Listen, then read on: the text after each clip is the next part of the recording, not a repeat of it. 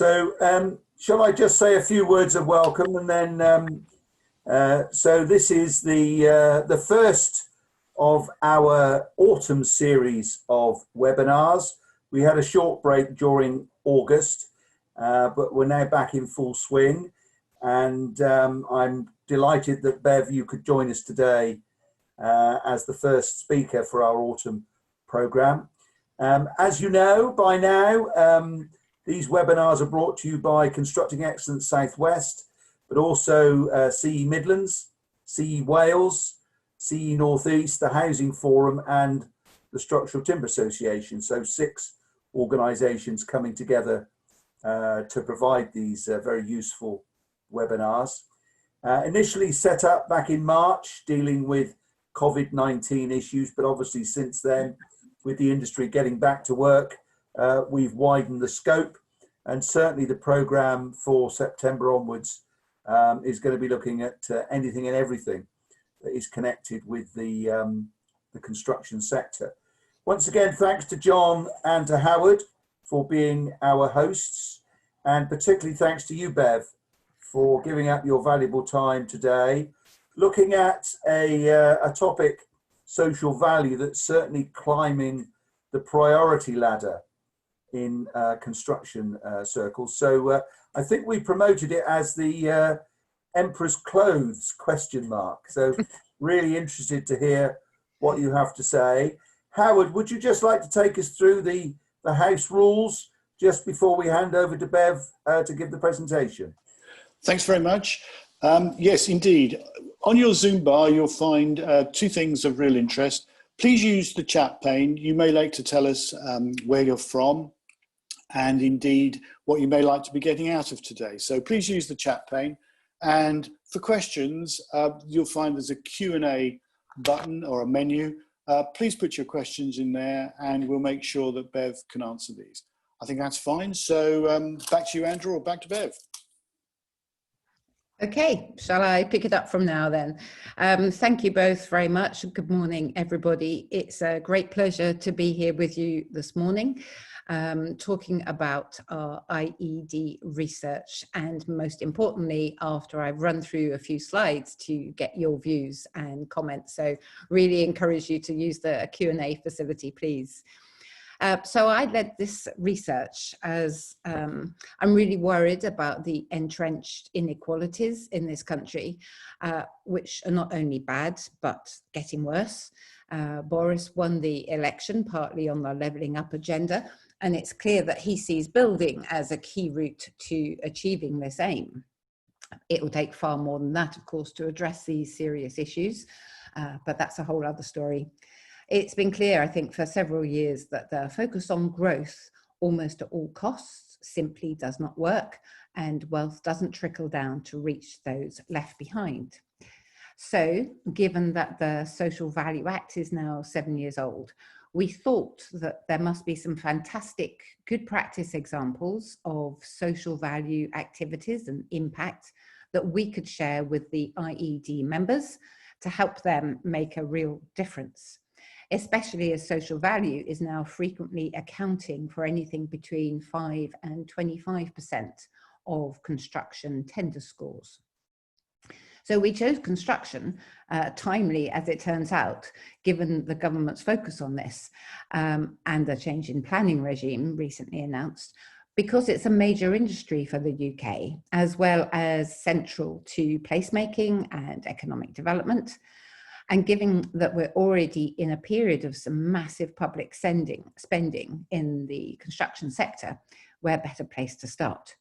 You know, even if we could release the same amount of that spend again in social value, that could make an amazing difference. So we used various methods to research and engage both the buying side through our members and industry, including deep dive research and one-to-one interviews. And we only focused on social value derived through the procurement process, not the design and operation of assets which are already constructed. We also worked closely with a parallel piece of research carried out by the Institute of Civil Engineers, whose findings closely replicated our own, thank goodness. So what we found, the number one thing was the lack of a definition of what social value is, was the number one challenge on both sides. So everyone kind of gets it, it's about doing more than just building. But there is a real lack of clarity as to how, and more particularly as to what activities are or should be within scope of social value.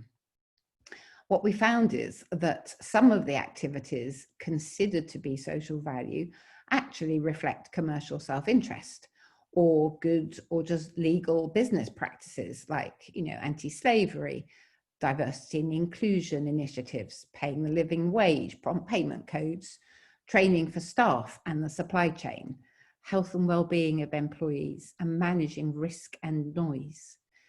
These surely can't be considered as delivering value to disadvantaged local communities. Also, there was very little innovation that we discovered. This was the whole purpose of not including a definition in the Social Value Act, apparently. I think actually it's probably because it was too difficult. But anyway, that was the stated purpose. So we found little innovation, either what was being procured or what was being delivered. Mostly what was about apprenticeships, starting them, not completing them, training disadvantaged local people, and education and school visits. Those were the top three things. For some in the public sector, social value often means just local spend. But we found a number of issues of that, including very little use of pre-tender engagement consultation or dialogue with bidders. Obviously, local spend requires local supply chains to be in place and effective, whether they're businesses or the voluntary and community sector. I'll come on to that a bit later. We didn't discover any evidence of creating any additional legacy in terms of improving the capacity or capability of those not in the supply chain. A lot of firms said to us that the availability of disadvantaged individuals to train in a local community in itself can act as a constraint, especially in cities where there's a lot of building and therefore competition for reaching and engaging those people. Local spend social value doesn't take into account social value that is delivered elsewhere through, for example, off-site construction methods where you might have apprenticeships employed in one area, but they can't be counted in the delivery area. And finally, that local spending doesn't guarantee that local firms will then pay higher wages or employ more local people. They might just have a holiday, well, if we could go anywhere, or buy a car. So it's welcome news that the UK Green Business Council had already set up a task force for working on the definition, at least, with whom we're liaising closely. But actually it needs more than just a definition. It needs to define what is in scope. We think that's even more important in terms of actually delivering an impact, which is why it's our second recommendation. And to add to this somewhat depressing picture, and that's not to say that we didn't find some really good stuff and people were very engaged in the agenda, but the actuality of it was a bit messy. Here are some of the other things that we found. Both sides of the industry and the public sector reported, just a lack of knowledge and skills and financial resources, particularly around this monitoring and evaluation part. But if you don't do that, then there can't be a procurement memory to understand who are the good builders, the good construction, the good infrastructure companies. There's no record of that, of what was happened, and it can't be shared with others. We and the ICE research came across a lack of joined up thinking on cross-boundary projects, especially in the infrastructure sector, with competing frameworks and definitions and outputs and evaluation tools. We didn't come across many clearly articulated local economic social value strategies for bidders to work within. We didn't come across much robust community engagement to find out what communities actually want or need. And I heard social value being described as sometimes the unwanted Christmas present being done to people and not with them. And also that social value seems to be happening just right at the end of the process and not at the early design and feasibility stages. Everything appears to be output related, not outcome driven. For example, the value that's focused on apprenticeships, 40% of level 4 apprenticeships in the construction industry aren't completed, and a third of all levels aren't finished.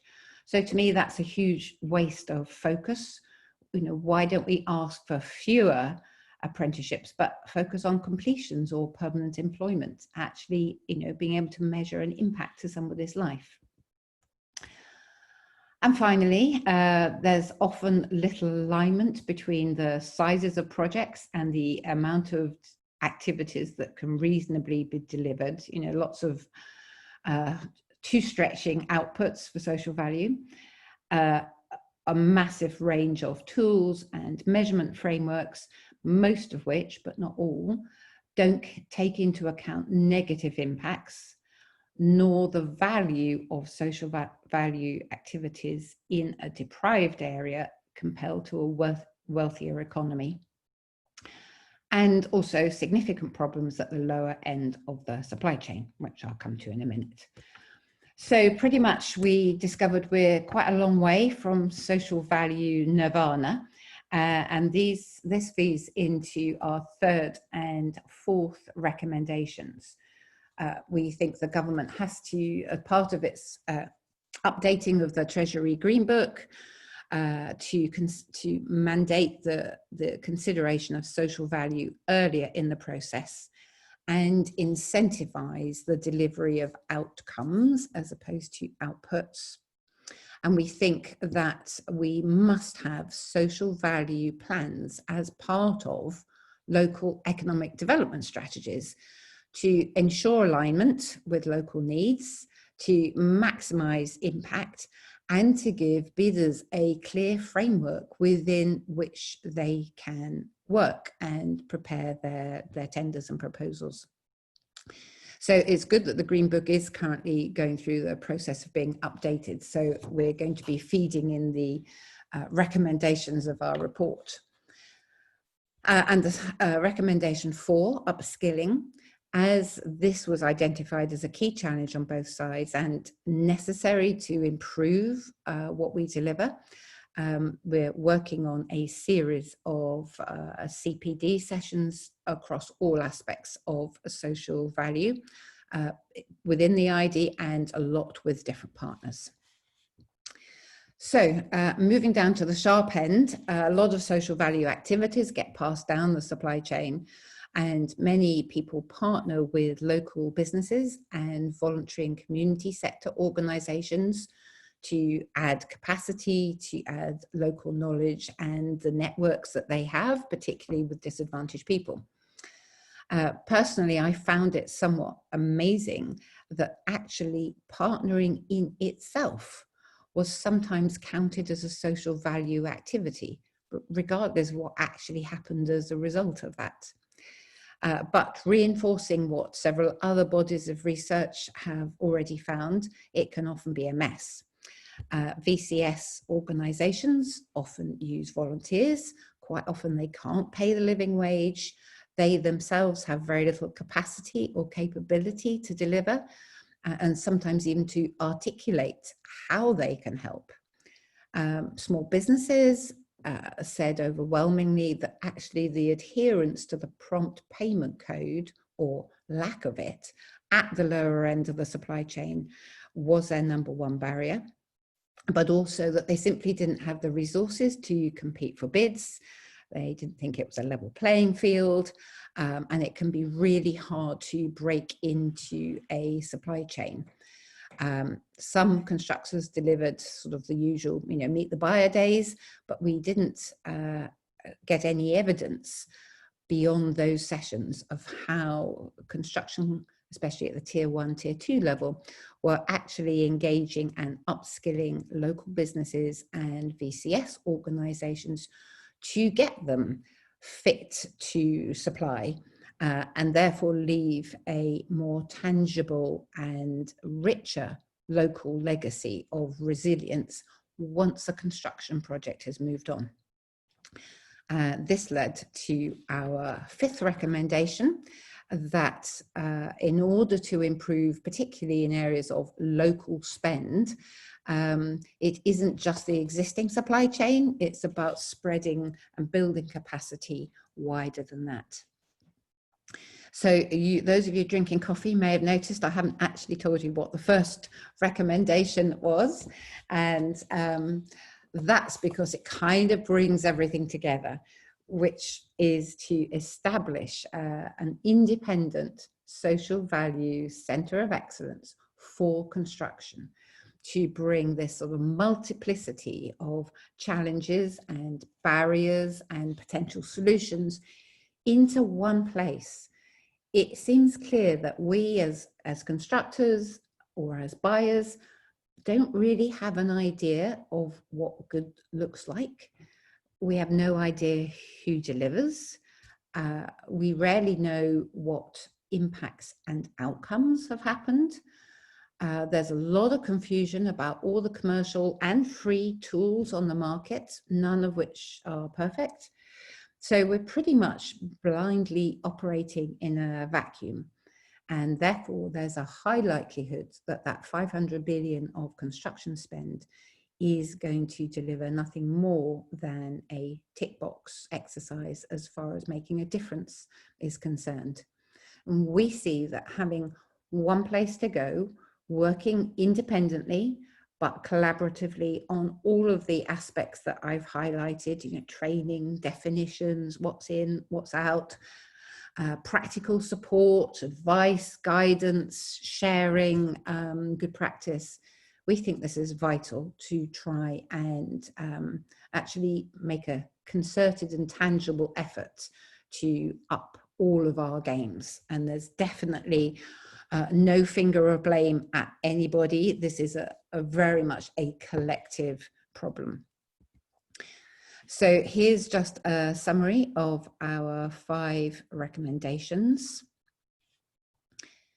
And this is how we sort of describe it from worst to best, or where we need to go to make this step change from what we found. And I absolutely admit, you know, we didn't speak to every constructor, we didn't speak to every local authority. So, but this, from the ones who did input to us, is very much what we found at the bottom. And where we think we need to get to is on the right-hand side, particularly moving very much to a more focused and external iteration of social value that is related to outputs and that's related to outcomes and impact, not just bums on seats.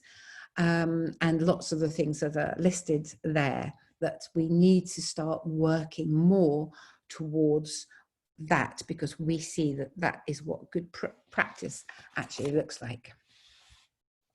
You can find the report here, the full report, and the executive summary.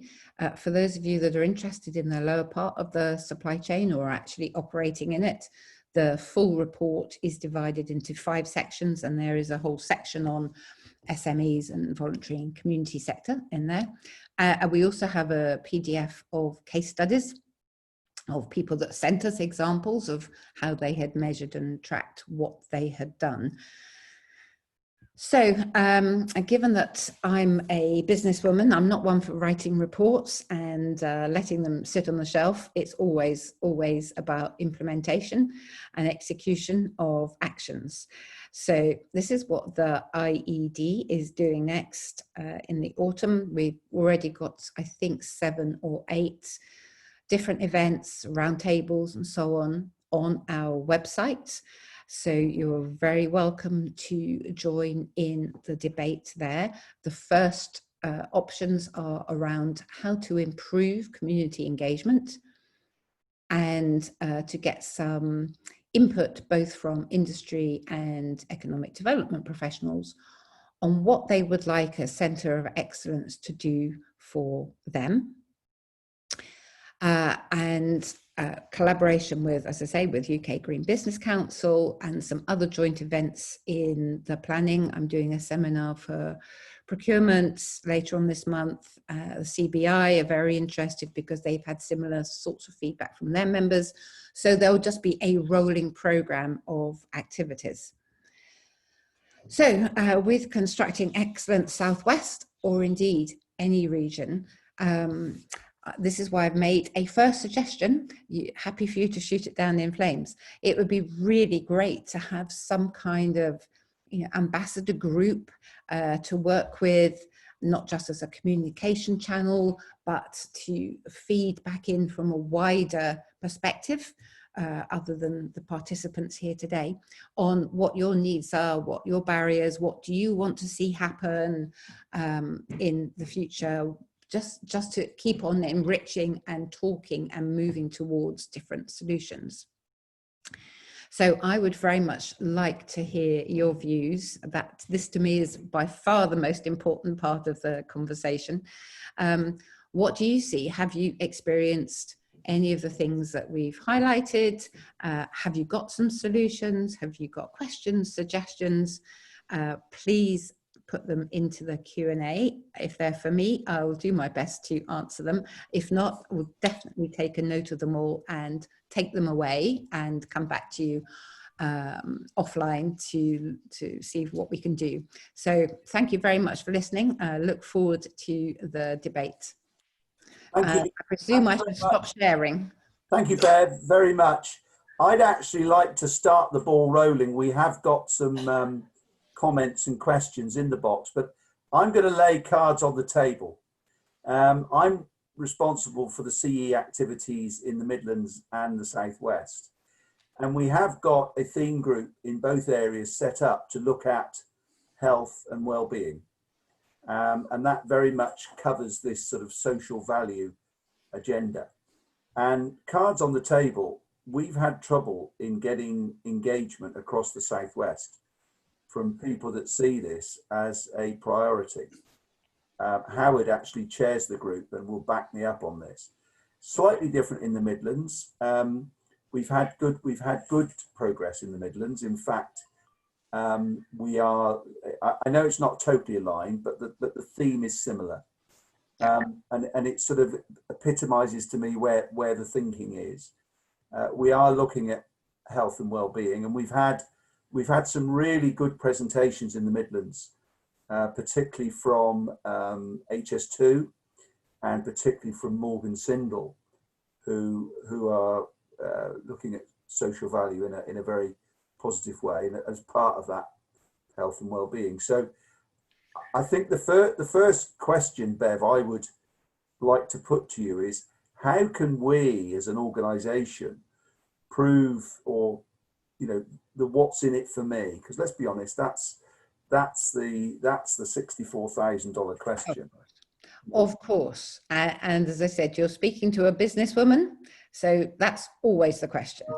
For me, and one of the CPD sessions that I'm now developing is, given that in most tenders this counts for some points, regardless of what section it comes into, there are points to be gained in a formal tendering environment, right, for social value or health and well-being, or sometimes environmental, and sometimes it's all bundled together and there's no distinction between environmental and social, which actually we think there should be.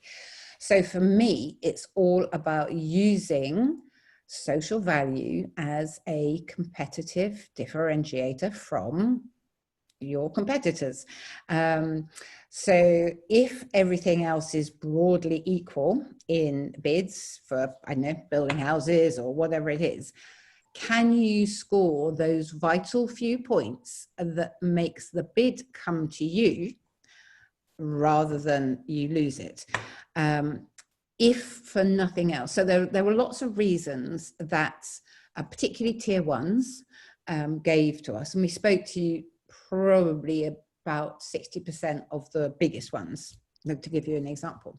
There were lots of reasons why they said they did social value, including the reputation of their business, so looking good as a good employer, to help them recruit staff and retain staff, obviously. So there were a lot of corporate reasons for looking and doing good. I mean, we used to call it CSR, to be frank with it, and PR probably before that. But this is the first time really that social value has crept into formal procurement. So yes, you could always write about your environmental strategy or your volunteering days or whatever in a bid, but now actually there's a points mean praises. And I know that profits, across the industry are really tight, but when you're talking about major construction contracts, this is to me, it's a cost of sale. That's how I treat it. And so when I do tendering, which we do a lot, if we know we have to commit to X hours of time and money to deliver some social value, that's a cost of sale. And we have to build that into our pricing mechanism. I mean, my experience, I've been at the change agenda for 20 plus years. And my experience of the UK construction industry is that either change happens through regulation or legislation. Yes. Or it happens because the clients say it's a good idea. Call me cynical if you like, but that's my sort of recollection of what I've seen. And we've debated and discussed a lot of important topics over the last 20 years: sustainability, health and safety, quality, retention of staff, etc., etc. But it's just interesting, and obviously we as an organisation want to support any good work that's happening and that we see as best practice, because that's what we're about. We're at the cutting edge of positively disrupting the industry. Bev, we do have a number of questions. I don't want to hog this. Howard, may I suggest that we bring in some of those asking the questions maybe into the call, bring the cameras on and open their mics, so that we're very happy to. More of a debate and discussion. There are a number of people, aren't there, in the Q&A box? Yeah, going to do it now. If those that have asked questions, then maybe you'd like to come on board. Catherine Windybank, Paul Malafant. Got Tom Jarman, I've just put Tom up. Chapman, Charlotte Olver. So there's several perhaps we could bring in, and it would be useful, I think, for Bev's point of view particularly, to have a bit of a debate and discussion online. Would that be useful, Bev? Yes, very happy to. It's hard when you're talking to kind of track what everybody is saying. So I hope that afterwards, perhaps we could gather comments and questions and disseminate them at least to me, so that I can follow up. Is that okay? Yeah, so Tom Jarman's online now with camera. Tom, would you like to pose you had a couple of questions. Yeah, well, there's just a few things were going through my mind when you were talking, Bev. I thought it was a really interesting presentation, and it sounds like a really focused piece of work that is very clear about some critical issues. So I think I'm very impressed by it. In my experience, tenders are divided, as you'll know, into quality and cost. And most people who are tendering, unless they're fairly confident they can score towards a 9 within quality, won't actually go for the tender. So quality has the illusion of being a differentiator, but in reality, most tenders come through when you're assessing them fairly consistent on quality. So actually price then reverts to being the fundamental mechanism. And so I think it's interesting what Andrew was saying about regulation and legislation, because in terms of Social Value Act, that has been there, as you said, for several years. And so I'm part of the Construction Leadership Council, and where we're focused there is on the not exclusively, but on the clienting component. So how do you get clients to firstly request social value in a meaningful outcome focused way? And how do you get them to maintain project intent as the project goes through the procurement process? It's really interesting that you've got the procurement seminar coming up, because I think that's a key point. So it's just your comments on that aspect. I've got a second question, but I'll maybe let you comment on that and then we'll go from there. So yes, I agree with what you say. And one of the challenges are the different procurement frameworks that are across the country. In terms, so Scape and STAR, they all have different ways of approaching things like this. And price in this industry is always going to be a key, win or lose thing. You're not going to get away from that. We can't do anything about that, right? So that's the outwith of the remit of this. What we can do is say to firms, right, if you are only scoring 6 on quality, can we help you get up to a 10? Or if you're a 9, can we help you get up to 10? So if you can improve that bit, and you already know that you're cost effective, then that can make the difference between whether you tender at all and whether you win. So for me, it's all about using social value to get new business. And because you hope that more and more businesses are conscious that we all need to do more or do things differently. We're not just like rapacious capitalists anymore and have slaves and all those things. That we have moved on a long way about doing more in our communities, partly for the good commercial reasons that staff, especially in the larger companies, often want to be involved in those sorts of initiatives. So for me, the bottom line is really, really clear.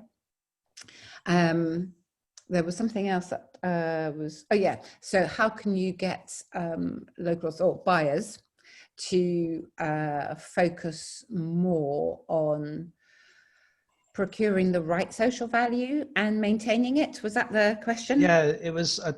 One of the challenges we come across consistently is clients not having a terrifically sophisticated understanding of what they're procuring beyond cost. Yes. So it's how do we collectively help get clients in a different space and maintain that intent throughout a project?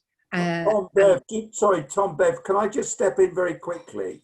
There's a piece of work going on at the moment within Constructing Excellence Midlands, whereby our procurement group is doing a piece of work in terms of providing a how-to guide for procurement for local authorities and so on, bearing in mind their new responsibilities on things like social value, net zero, etc., etc.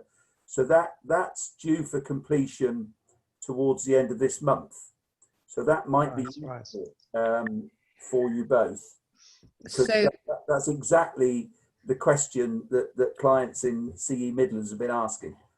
So sorry, no, that's fine, and that's really great, because so the IED's membership is all local, 90% local authority, combined authorities, some LEPs. We have the LEP network on the board. And so when I mentioned about a communications channel, for example, being able to perhaps look at that piece of work and communicate it to our members, okay, here's another helpful tool for you. It's not really the IED's remit to take this on, but if there was a centre, this one place, that's exactly the sorts of things we should be doing to help us multiply the work that you're doing. And others. One of the things that's happened since we embarked on this research is we've uncovered lots of people doing good stuff, but in a silo kind of way. And there are some competing, agendas as well in terms of who wants to have the biggest footprint. And nobody is acting in a really collaborative way.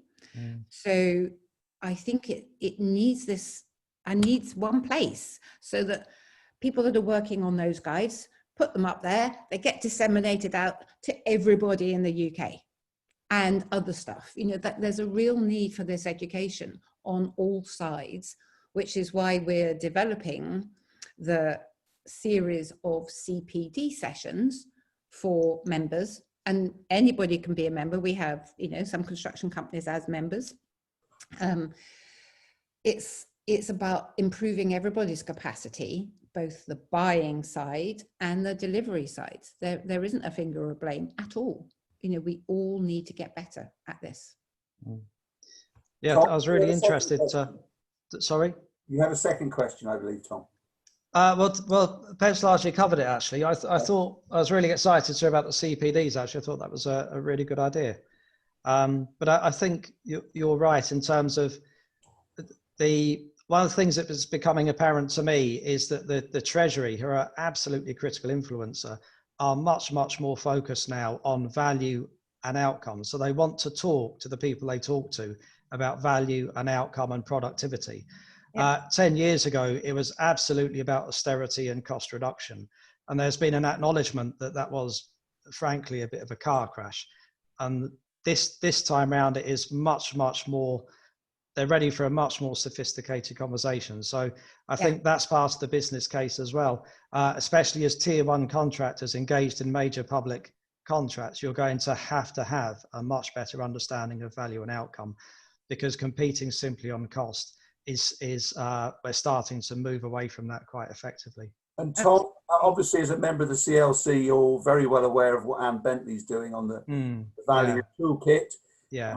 I'm pleased to say for other listeners and viewers that Constructing Excellence is an official partner of the CIH, and we're just about to embark on some regional workshops about driving the value toolkit throughout the sector. So that's joined up. Could I bring in George? George, you're muted and we've got no camera, but you have a comment or a question, I believe, for Bev. Okay, I've just switched it back on. Sorry, it's hopefully it should be showing. We can hear you, but we can't see you, George. Start my video. Okay, how about that? Hi. You're in now. Yeah, we can see you now. Yeah. Okay. Yes, it was really, there's kind of two parts to this. I suppose that the first one was talking about measuring outcomes. We can see that lots of companies, in order to get through the procurement process, will have had to have scored highly, but there needs to be a 360 kind of reverse scoring process at the end of the project, which states, how did they do on cost? How did they do on quality? How did they do on social, on the social values and so on? And that needs to feed back into, so that it can, the actual, to be a meaningful process, it needs to feed back and incentivize them companies doing what they say they will do, because that will affect, they'll get marked down on the next tender process, because everyone will be able to see that actually they didn't achieve a 10, they achieved an 8. Or they did this, they did that. I couldn't agree with you more. The number of soul destroying emails I've had that have said, thank you for your time in completing that tender. I'm sorry you weren't unsuccessful, but we hope you'll bid again in the future. It's like, oh my God, it makes me so angry that the weeks and hours of effort that go into putting a good tender together, and you have no opportunity to improve. And so we have to bear in mind that most local authorities are hugely strapped. I mean, something I've never experienced in my life, in terms of the lack of resource they have to do anything now. But the principle of at least some feedback, even if it's you scored an 8 because blah, blah, blah, and we were looking for X, Y, Z to make you a 10. Something like that is invaluable. I was thinking more. I mean, that is certainly valuable. But I was thinking, there is a contractor. You've passed the process. You've passed the finishing line, and now you're on the project. At the end of the project, a revisit. Okay. How did you do? Yeah. You know, because I hear so many times, and this feeds into my actual question that I typed. We are a micro SME. We're in Lincolnshire, so a rural county. We used to deliver very good projects for health, for the NHS, whether it be ward refurbishment works, mental health was our specialism. And, you know, we've done very good projects. But when they went framework, we didn't get a look in. Yeah. You know, I can't get past the first financial question. What's your fee turnover? You know, I missed the 5 million mark by £1. You know, it's just, just, you know, if I can't get past that hurdle, it's pointless carrying on trying to. So does that mean that they've got the best company now, or working with the best companies in producing those capital projects? I don't think it does. No. Does it mean that they've missed a trick? Well, we engage apprenticeships, you know, we've had apprenticeships in architecture.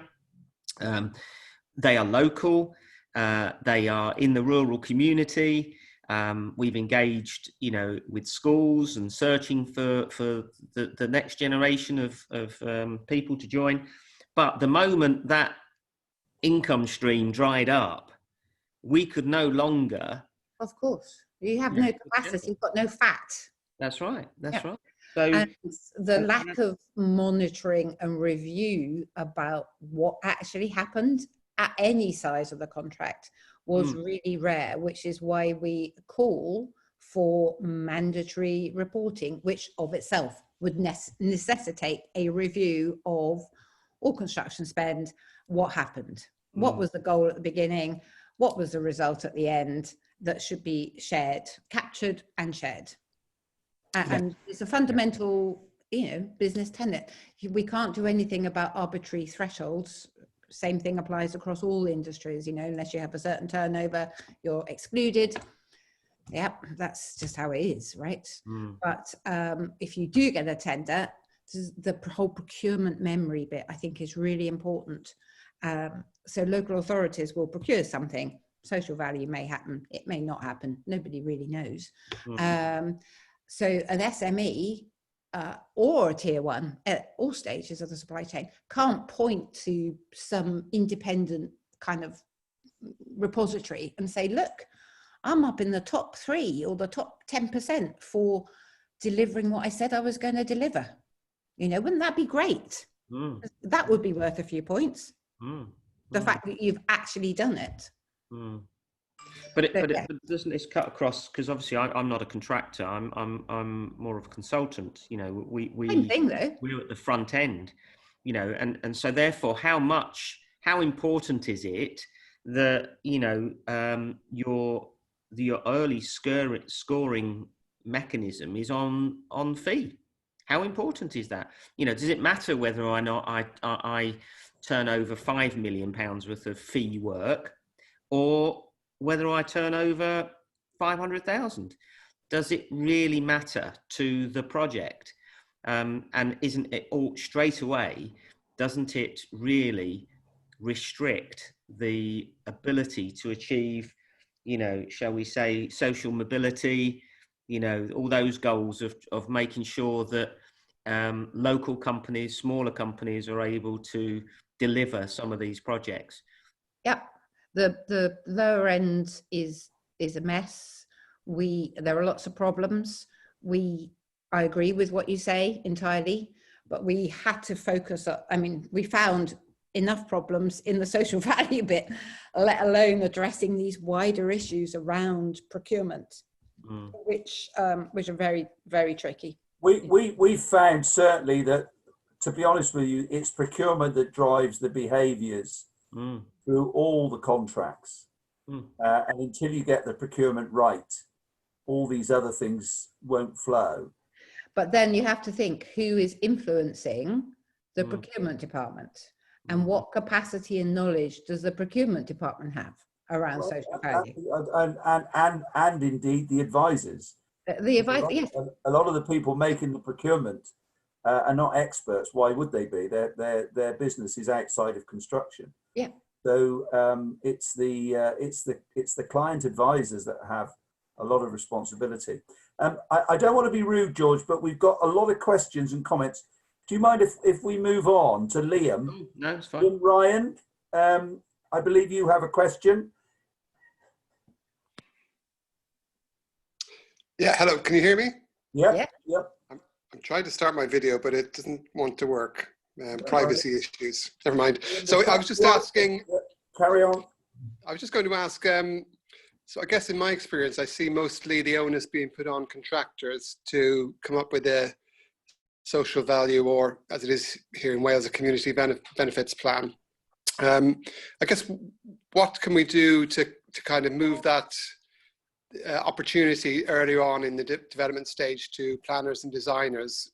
Does Bev have any thoughts around that, or anybody else on the call for that matter? Well, I'll start by saying, yeah, very much part of our findings was the social value stuff was just focused at the end, and planners and designers need to be much more involved. And in fact, I think we had a couple of good examples around at the planning stage, the conception stage, of really better outcomes being delivered, which were then taken through into the construction. So I'm all in favour of doing it earlier. That's how it should be. It should be embedded in the project from start to finish, and preferably 2 or 3 years beyond the finish in a nirvana, to measure whether outcomes and impacts sustained or whether just transient. But anyway, so yeah, right from the earlier stage through to the end, monitoring and evaluation. Wales is really interesting. I think Wales will be absolutely taking the lead with their adoption of this policy to have regard, formally have regard to disadvantage. So I've got a note to get engaged with some of my Welsh colleagues to go and have a conversation about, so what does that mean? How are you having these pre-tender dialogues? How are you getting prospective eligible bidders in front of the people in the community with whom the social value part should be developed? How is that all going to work? Because at the minute, quite often there's no strategy, no social value strategy. There's probably an inclusive growth strategy, which, call me cynical, is pretty much the growth strategy with the word inclusive sprinkled around it in many cases. So that's the only local kind of framework that there is. So you as a supplier you just got to go and invent it in the absence of anything else. So that needs addressing too. I mean, there are so many different strands of this, some big and some hopefully smaller, that I think working collectively, we can start pulling apart and dealing with. I don't know if that's answered your question. It sounded a bit like a personal rant, sorry.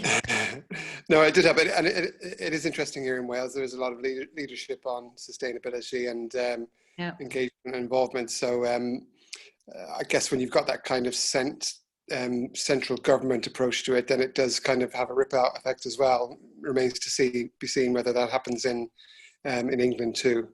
Yeah. So, thank you.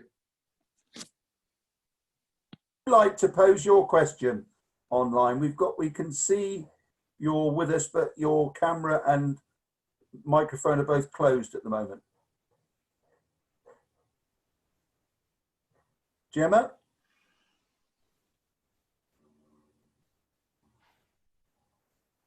Gemma, would you like to pose your question? Your microphone is closed. Ah, here we are. Hello, Gemma. Hi there, apologies. Hi, Gemma. Can you hear me okay, yeah? You can. Great, thank you. Bev, it's lovely to see you again. We spoke, I was part of one of the consultation meetings that you had last year, and we had a chance to speak at the conference in January, Social Value Conference, which feels like it was a very long time ago being in London.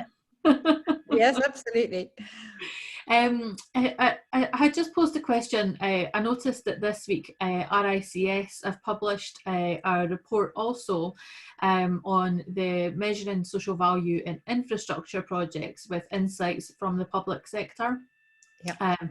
I haven't had a chance to read the report in depth, I'll admit to that, but having just gone through their executive summary and conclusions, it does feel that there are a lot of similarities in their thought process.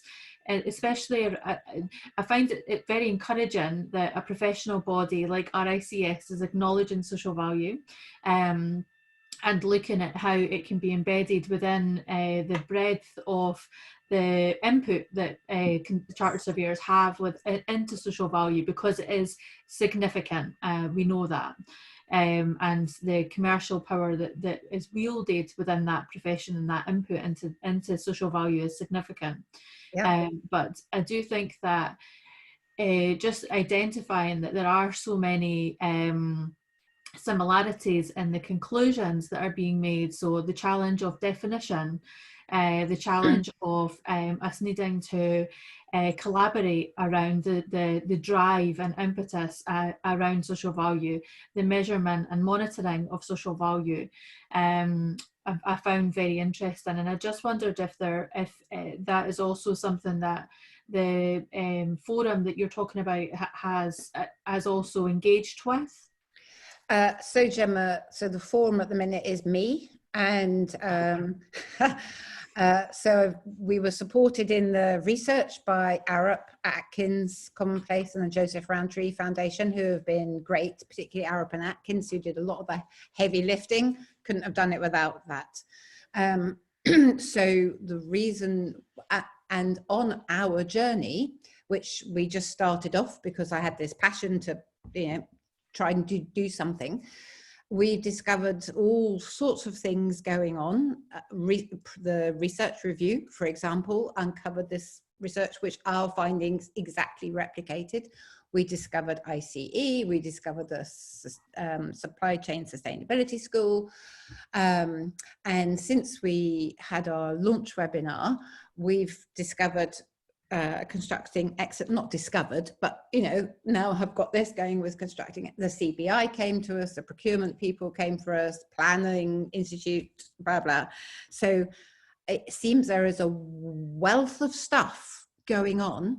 I'd be delighted if you could link me into the RICS work as another follow-up. So what can we do with RICS? And it would be great if, that's why I want to get the Centre of Excellence scoped out with hopefully some lobby group, because whilst I'm passionate about this topic, already I'm having trouble keeping all of these things together, and I've got a day job. So it would be great to just have a couple of people funded to take it on and get stuff running and do things that people want to do. But I'm really keen to follow up with RICS.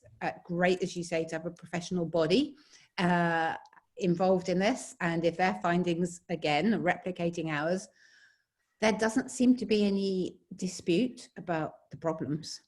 No. It's about how can we, working together, resolve them and get better, so the more people that we can connect and glue with, absolutely the better. Thank you, so can I ask you, Gemma, to follow up with me offline? You've got my email address already. I have indeed. I'll email the report over to you. Super. Thank you very much. I am aware that we've only got a couple of minutes left. There are a number of comments and questions in the chat box. Far too many to get through in the time that we have available. What I'm going to ask is that Howard and John make sure that the information in that chat box is communicated back to you. If that's okay with you, Bev, then at least there'll be some information for you to work on going forward. But there are 3 quick fire questions I'd like to pose in the Q&A box. The first one has come anonymously. Should we be calling it social progress rather than social value? I could ask for sort of quick fire answers. That would be good. I think the outcome of social value is social progress or an improvement in social well-being. Yeah. I agree with you. I had this question posed to me earlier in the week, and actually it's taken us so long to get social value accepted as a terminology. I think it would be dangerous to try and change that now, is my view. One from Mary Bennell. Are you liaising with other organisations who are promoting social value toolkits?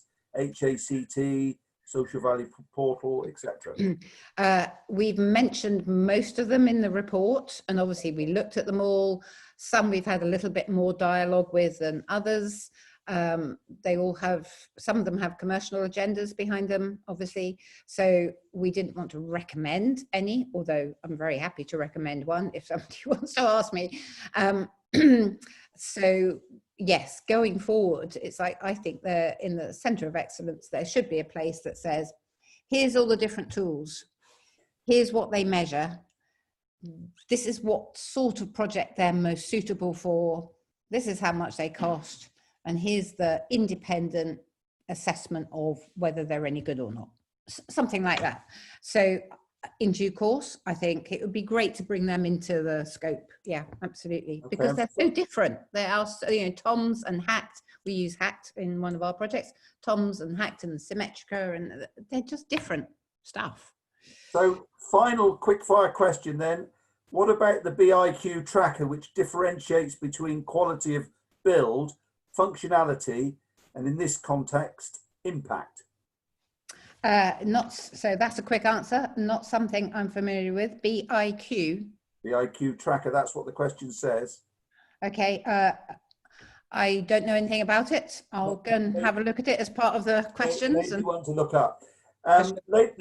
Ladies and gents, as I said just now, there are lots of comments and questions that have come up in the chat box. Far too many in the time that we have available to go through. But Howard, John, if you could just make sure that information is fed through to Bev. Hopefully, Bev, you can pick that up privately in due course. It is now exactly 1 o'clock. We like to keep these within the hour. So I would like to say, first of all, thank you to Howard and John for the work that you do in bringing these together. Thank you for hosting today, but particularly thank you to you, Bev. It's been a great hour. You can judge by the reaction, the questions that you've had, what an interesting subject matter it's proved to be, and your knowledge has been inspirational. So thank you for that. And I look forward to being able to work with you, you know, in maybe not necessarily personally, but as a body, in terms of what you're trying to achieve. And I would certainly think that the social value fits within our health and well-being theme groups. Thank you. It's been great. I'm really going to enjoy looking at the chat questions that have been posed. I gave my email on the front of the slides. I don't know if you'll circulate the slides, but if anybody wants to email me directly, I'm sure Howard can do that. Yeah. You know, my door is open, so please feel free to walk through it. Thank you, everybody, for coming along and listening, and your comments. Thank you. Bev, it's Howard here. Would you mind emailing me a copy of your slides? Then we can make sure people get them. Sure, I'll send them out to you this afternoon, Howard. Thanks very much indeed. Just leaves me at 1 minute past 1, so I'm sorry we've run over. Just to say thank you to everybody for tuning in. Next week, we've got 2 important webinars. On Tuesday, we've got a representative from Bays, Stuart Young, who's going to be talking about the talent retention scheme. And then on Friday, we've got Richard Lankshire from the NHBC, who's going to be talking about quality in modern methods of construction. So 2 great webinars to help you along next week. But for now, have a great afternoon and a lovely weekend. Cheers. Thank you. Bye.